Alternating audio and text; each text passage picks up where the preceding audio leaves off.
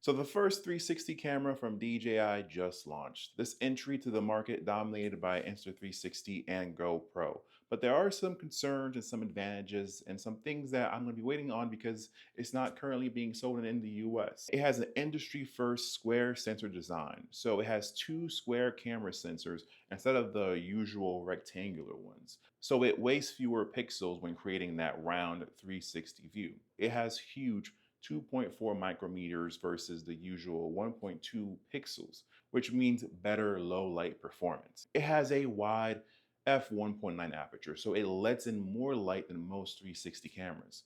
It has high dynamic range, so it captures detail in both bright skies and dark shadows without any extra camera modes. It has 8K at 50 frames per second, which is the first affordable 360 camera to really hit this mark. So it's smoother than other competition. It has 10-bit color, so you have way more color information for editing, even at the maximum 8K quality. It has a multiple resolution option, 6K, 60 frames per second, 4K, 100 frames per second for different needs. Although those frames per second really are a little bit odd compared to the industry 24 frames, 30 frames, 60 frames, 120 frames per second.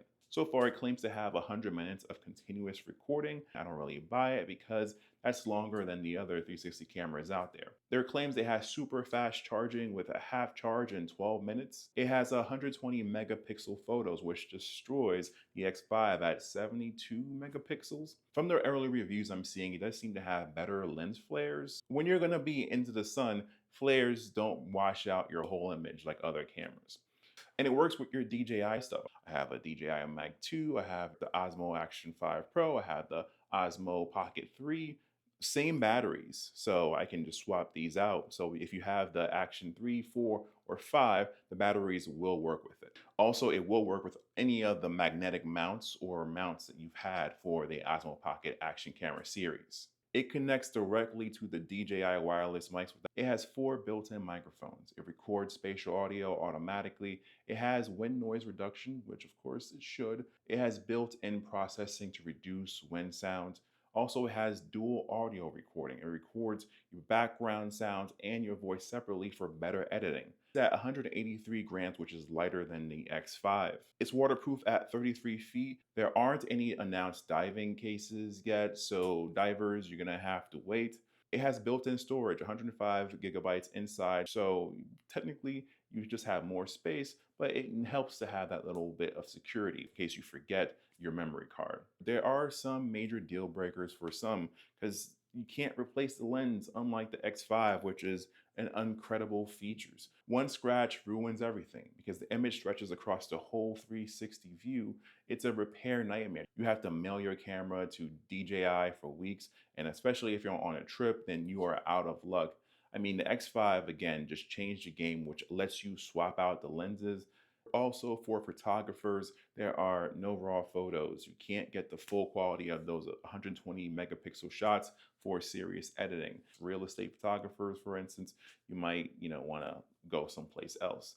So the photo resolution is kind of useless if you're a professional working with 360 cameras. For most people, I don't think it might be that big of a deal. Also, the software is brand new, so it's not going to be the same editing that you have with the Insta360 Studio, which has more features, more smarter stitching, and just easier to use. Although I really do hate the Insta360 Studio. I find that it crashes a lot. I wish these companies would allow you to convert it within your DaVinci Resolve, your Premiere Pros, your Final Cuts. Even within the mobile app, there are no transitions, music, or text like you would find within the Insta360 app. Again, they're just starting, they're just branching out, but it would be nice for them to have that at least around launch.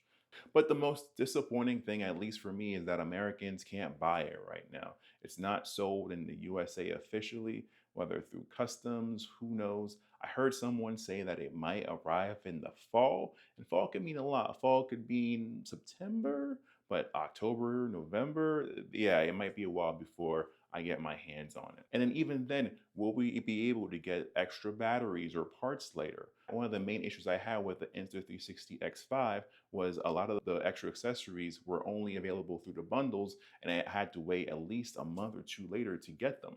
I mentioned this earlier, but again, it has weird frame rates, 50 frames per second and 100 frames per second as the main options when again there's 24, 30, 60, 120. That might add some problems in your editor of choice, so you just have to add extra steps when editing it with other clips. But it actually looks good. Generally, it looks better, a little bit sharper, cleaner highlights, better shadow detail than the X5.